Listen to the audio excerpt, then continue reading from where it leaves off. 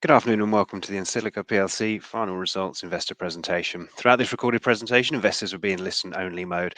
Questions are encouraged and can be submitted anytime via the Q&A tab situated in the right-hand corner of your screen. Just click Q&A, scroll to the bottom, type your question and press send. The company may not be in a position to answer every question received during the meeting itself.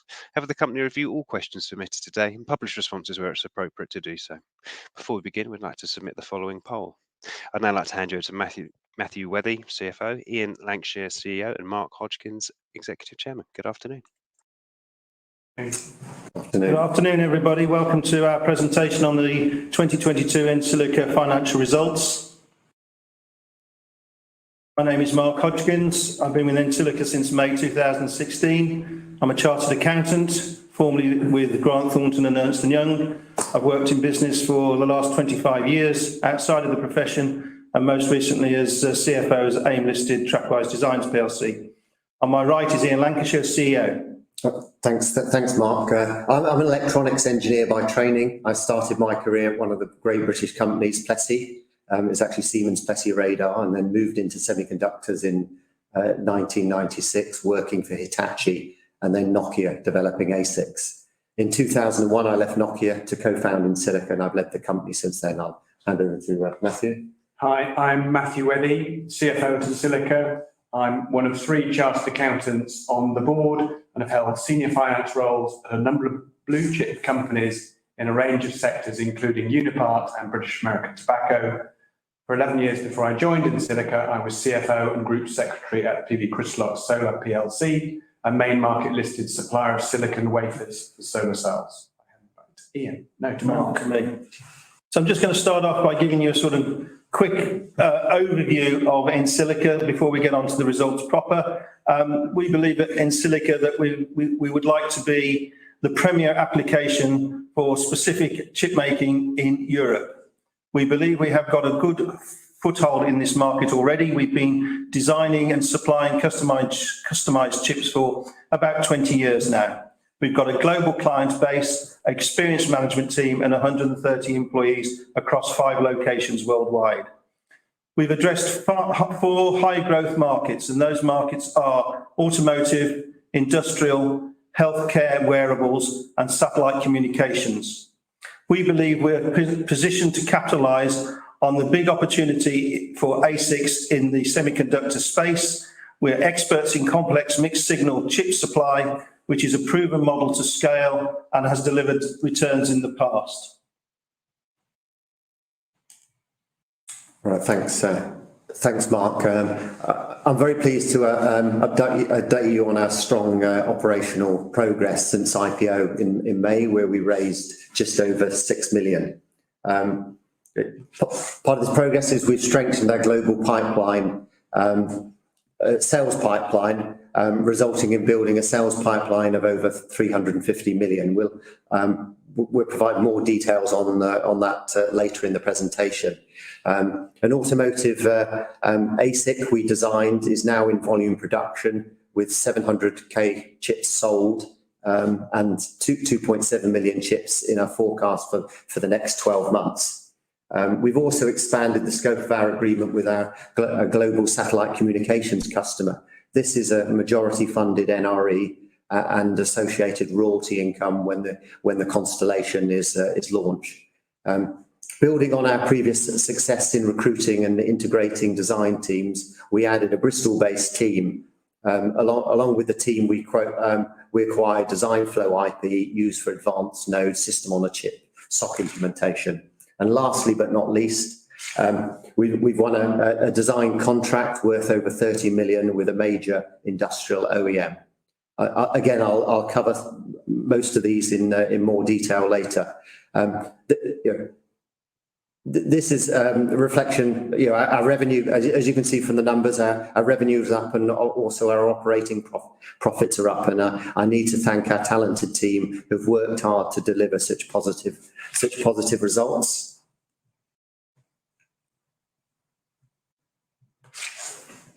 So we work under what's commonly called the fabless semiconductor model. In this model, we manage the process from design, manufacturing, packaging, and logistics. We outsource some of the elements, such as wafer fabrication to companies like TSMC TSMC and Global Foundries, and packaging to companies like ASE in Taiwan. We also have test and qualification partners to support these elements of the work.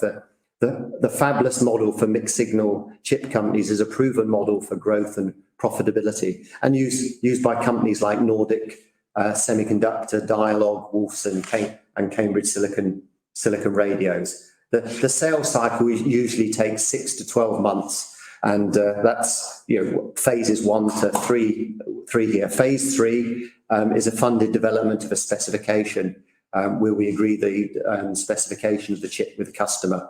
The first chip is usually available within 12 to 18 months from the start of the design phase, but depending on the market, it will take 2 to 5 years from the design start to full-scale production. It then generates predictable revenue for several years, even decades for some industries. For 15 years, we did purely consultancy, which is steps 1 to 8, shown here, which is around designing the chip. In 2016, we started to focus on turnkey design and supply, adding steps 9 and 10. We now have all the relevant skills in place, and we have chips in production now.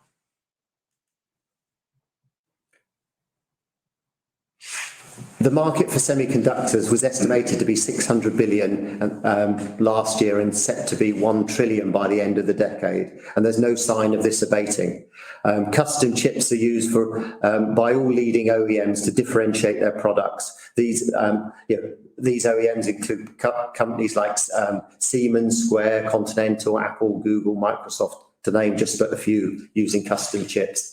ENSILICA has expertise and key IP in addressing a number of the highest growth markets in the semiconductor sector. The first being automotive. The automotive market's driven by the growth in the EV and new safety features, greatly increasing the semiconductor content of each car. We already have 3 automotive tier 1s as customers, and we have others in the sales pipeline, as you'll see later. The other sector is the industrial sector. It's another key area where the use of semiconductors is going up. This is driven from what you may have heard of called industrial IoT, or Industry 4.0, the fourth industrial revolution. This requires sensors and AI to improve productivity, efficiency, and safety. We now have one of the world's largest industrial OEMs as a customer. The third market is the healthcare market. This is where you use wearables and patch devices to monitor people. This requires custom semiconductors to get the required battery life and the sensor interfaces.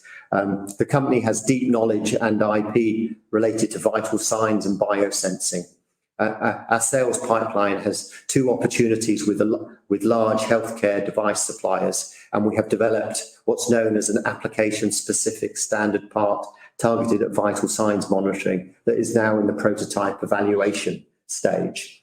The fourth market is the satellite communication market, which is growing massively and now being integrated with 5G the 5G standard. One example of this is the integration of satellite communication into the iPhone 14, where it uses satellite for emergency connectivity.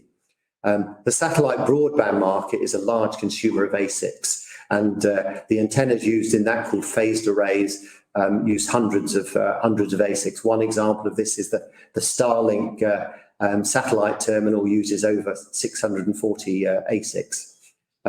We've developed a chip for satellite terminals, partly funded by ESA, and it's currently under evaluation by a number of customers. All of these markets are high know-how, high growth markets, and ENSILICA is well positioned to take advantage of them. I talked about the sales pipeline earlier. It's really at an all-time high, and the demand for chips is increasing, and there's a shortage of companies with our level of mixed signal expertise and RF expertise to deliver them. We have 3 chips released for production, and we anticipate long-term revenue from these. So we also have 4 chips which are in the design stage. So going back to that flow diagram, that's between stage 4 and 9. Below is a snapshot of our sales pipeline. It demonstrates we have strong traction in all of our focus markets.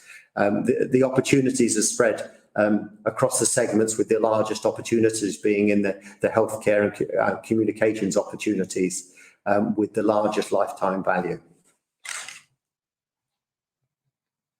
I'll hand over to Matthew to talk through the financial highlights. Thank you. Yes.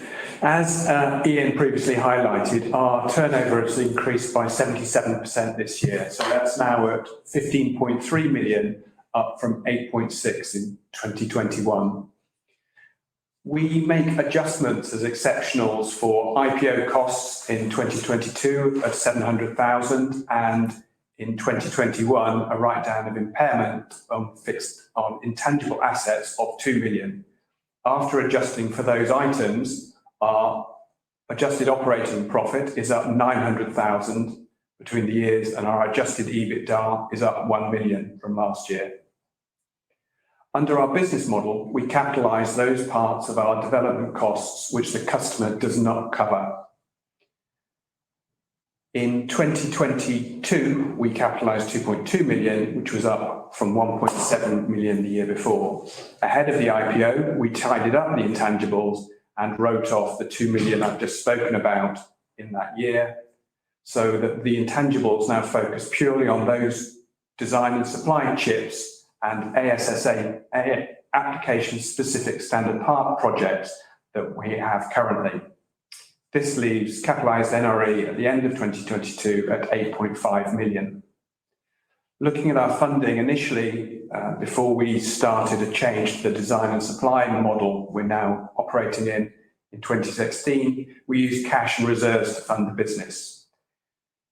In October 2019, we took an unsecured loan from Capel BNP of 3.4 million, and that is to be repaid by 2027.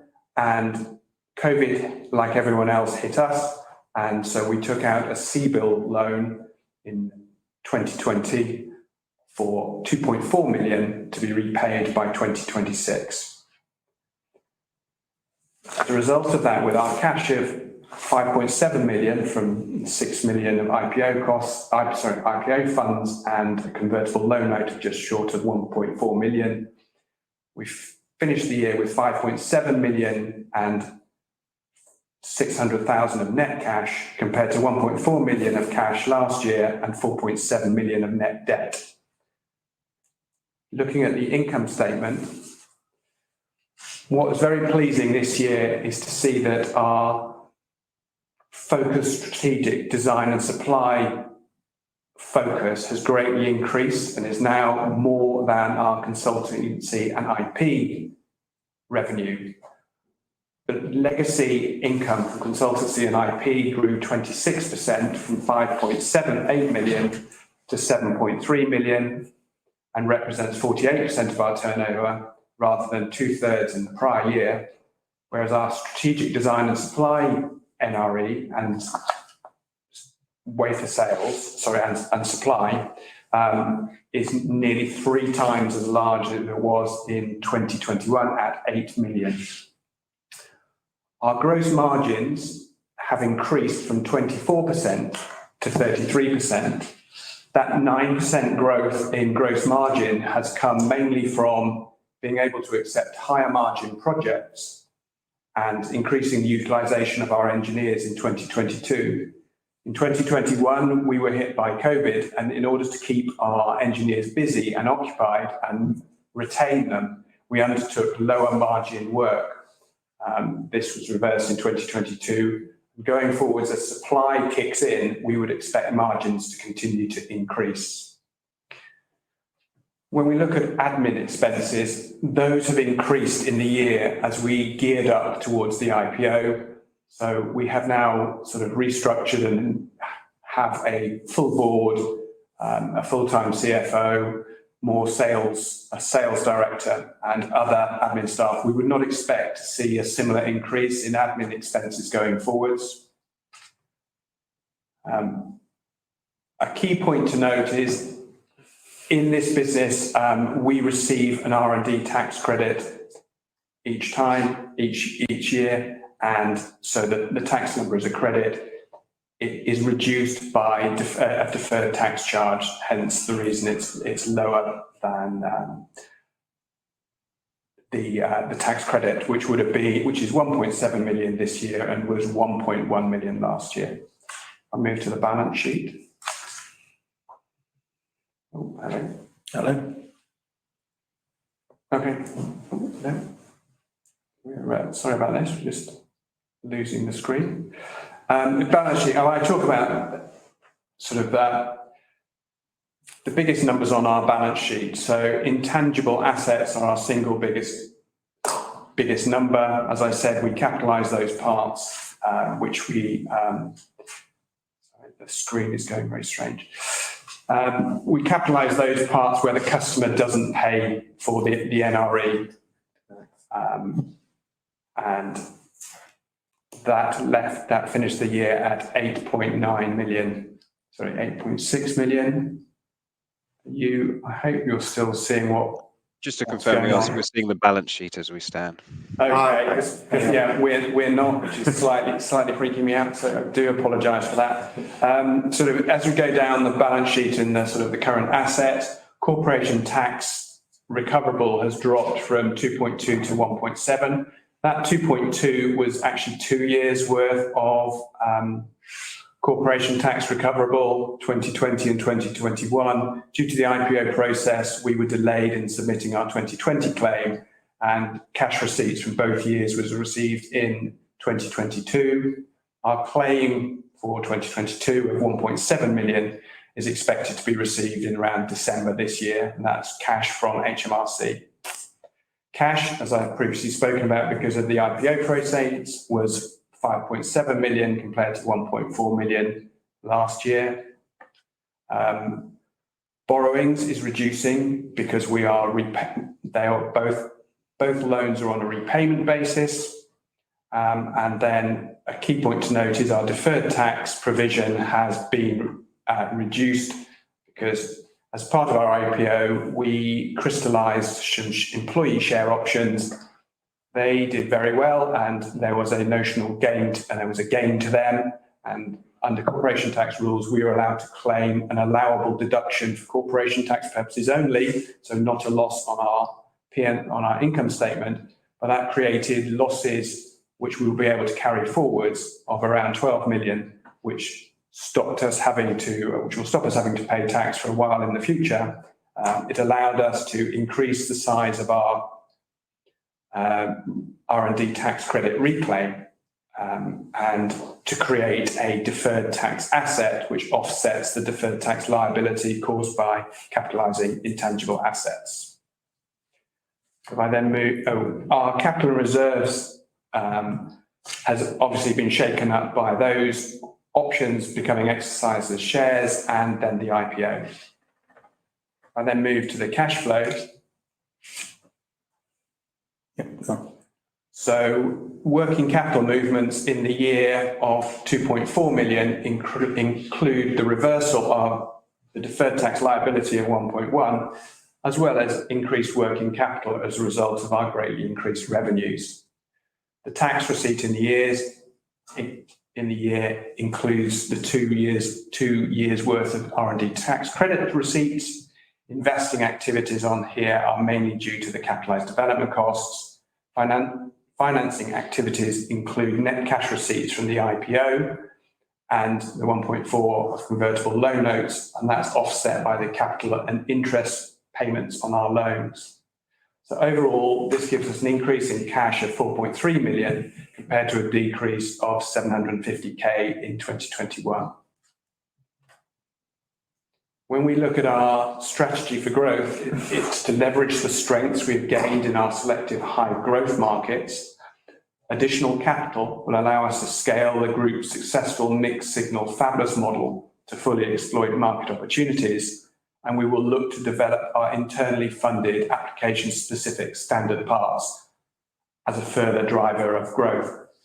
As well as organic growth, we will look to expand our offering through M&A activities, whether that be acquisition of people, as Ian will talk about in the Blue Wireless case, or other opportunities. So I now hand back to Ian. Thanks.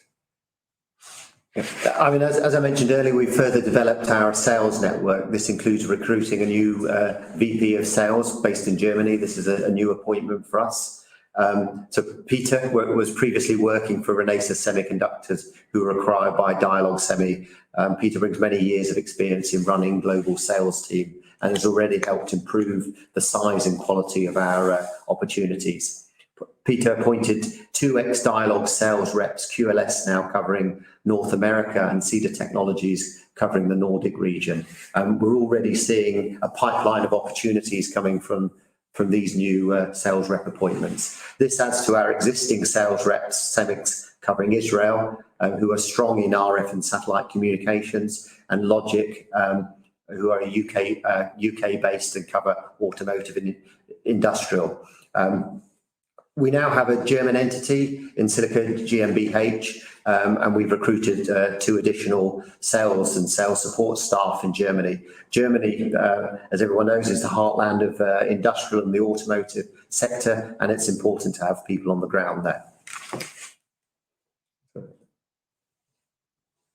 Move on. So in July, we announced the award of an ASIC supply contract by one of the leading industrial OEMs. Well, I mean, I should really say the leading industrial OEM.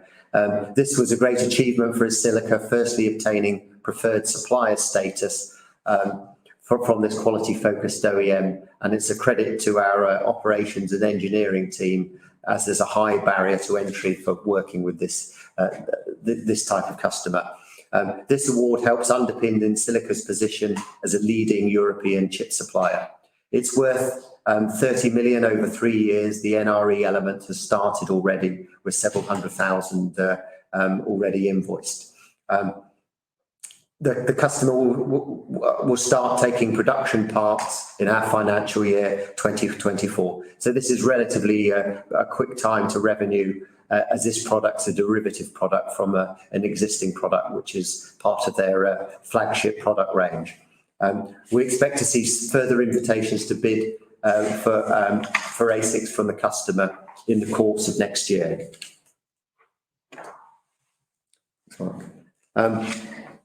In the past, we've had great success in recruiting and integrating design teams. The first being a team in Oxford in 2016.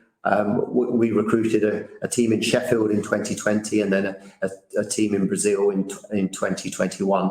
In July this year, we added a team of engineers from a customer called Blue Wireless. Along with the team, we acquired advanced node digital design flow IP from them. The digital content of mixed signal chips and RF chips are growing, and this team will help us address these types of applications using the smaller technology nodes.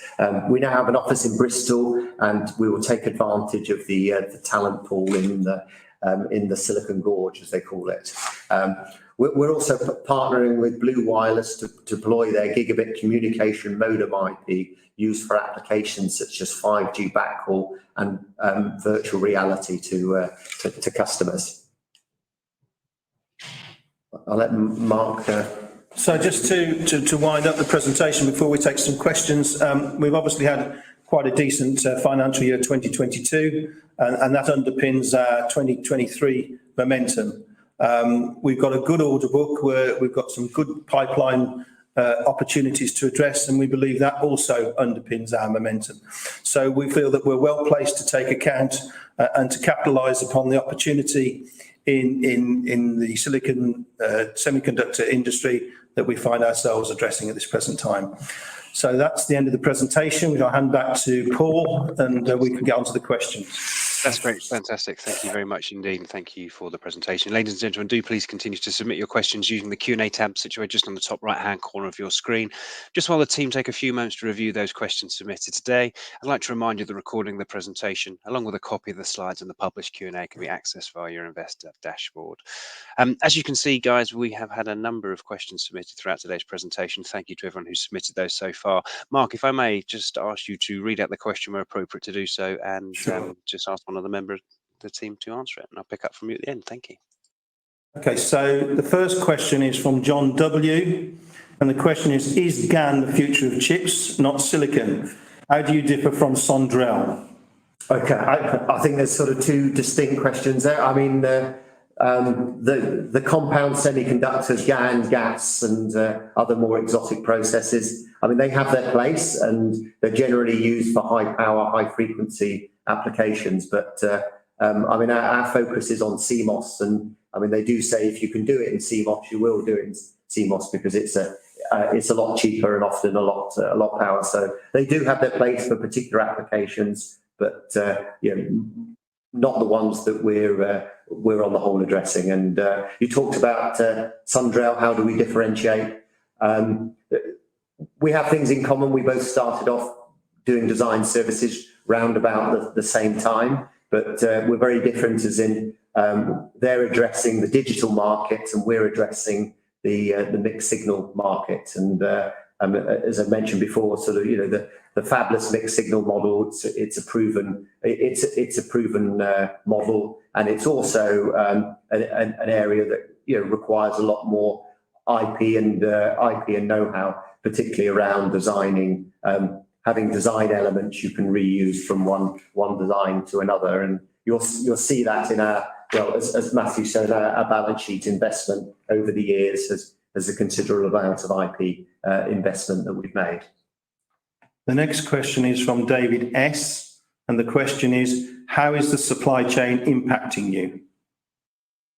Yeah. So, I mean, we've really just started full-scale production. We've managed to secure the chips that we need from the wafer suppliers and the other assembly capacity. So, I mean, it has been hard work, and you know, you get on wafer allocation, and then you work with the foundries to make sure that the customers have the chips that we need. But we are expecting to see that pass, and if anything, there's going to be some overcapacity in the foundries in the coming years.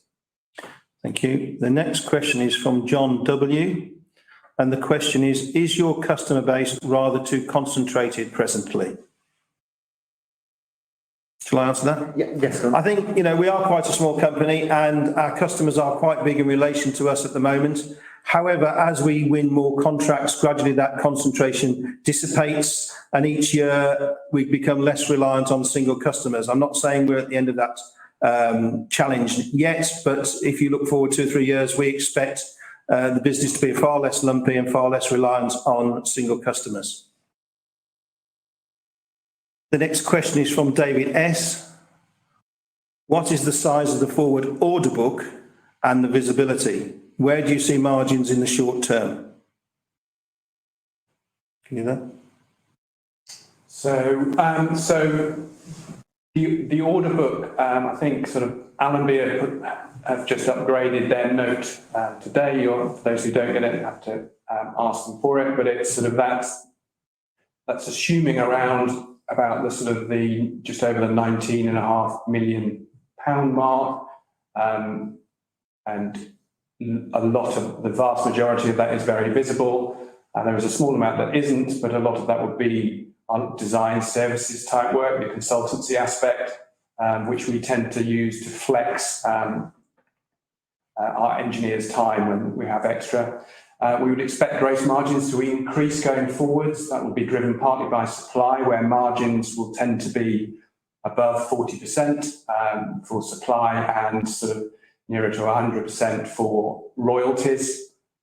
We will continue to make sure our utilisation is high and we are taking higher quality work, and that will be aided by having this greater strength in our sales capabilities so we can pick those customers that deliver that higher margin and where we are able to reuse a lot of our existing IP. Okay, the next question is from Rob B, and I think we've just answered it. The next question says, on the gross margin, can you say what is a sustainable level of margin over the medium term? I think we just answered that, I think. Yeah. So I'll move on to the next one. Rob B again. Cost pressures. You have been hiring for growth. Can you talk about employee expense inflation and your ability to hire and retain key skills? Thank you. Ian, do you want to have a go at that one? Yeah, I mean, there has been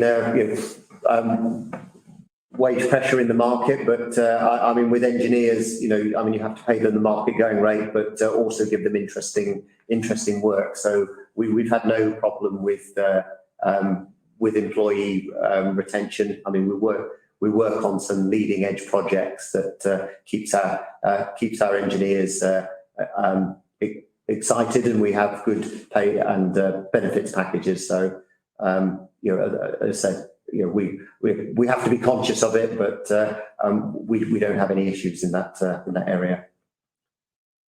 And the next question is also from Rob B about capacity. You have a very healthy pipeline. If, say, a £50 million order came in, could you and the foundry partners ramp up quickly? I think the short answer to that is we've just done that. Or we just won a big contract, not quite £50 million, but quite a big contract, and we've been able to take that on. I guess if we took 2 or 3 on at the same time, it might be a bit of a struggle.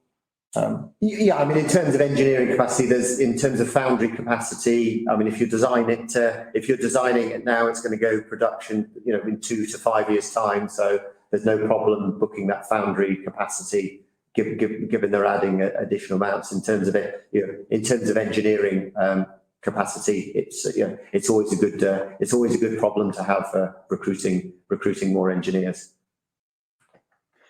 Thank you very much. Okay. You've covered off all the questions we've had through, Mark, and thank you very much indeed for that. And of course, any further questions do come through, the team will have the ability to review those, and we'll publish all responses where appropriate to do so on the Investor Meet Company platform. Ian, perhaps if I may, just before redirecting investors to provide their feedback, which I know is particularly important to you, if I could just ask you for a few closing comments, please. Can I just say something before we do? I think Ian misspoke during one of the bits about the big contract we've won, and he said it was a $30 million order over 3 years. I think he meant 7 years. 7 years, okay. Just wanted to... Sorry, yeah. I said we've had strong performance in year 2022, and it's underpinned the momentum for 2023. We're very pleased we've successfly delivered on ahead of market expectations, and we're really looking forward to 2020 to 2023. There's, as you've seen, there's lots of market opportunities. Semiconductors isn't really now counted as a critical industry, and the use of semiconductors is really not abating. I think there's a great opportunity for ENSILICA and with our markets we're addressing and our high level of know-how and traction in those markets. We just had another question. It's from John W. Is silicon reaching the end of the road as to what's possible? Ian? I mean, silicon always moves forward. I mean, it's currently at 3 nanometers. I mean, most of our designs are actually using mature technology, so we're able to address most silicon applications using mature technology. So I mean, I think that sort of question, I mean, obviously pushes latest AI engines and latest processors going into mobile phones and computing, but really doesn't affect us to that extent. That's fantastic. Okay, thank you. Thank you very much for taking that last question. Of course, if any further questions do come through, we'll be able to pick those up as well. Ian, look, thank you very much indeed for wrapping up. Mark, Matthew as well, thank you for today's presentation. Please ask investors not to close the session. You'll be automatically redirected to provide your feedback in order the management team can better understand your views and expectations. This will only take a few moments to complete. I'm sure will be greatly valued by the company. On behalf of the management team of ENSILICA PLC, we'd like to thank you for attending today's presentation. That concludes today's session. Thank you and good afternoon to you all.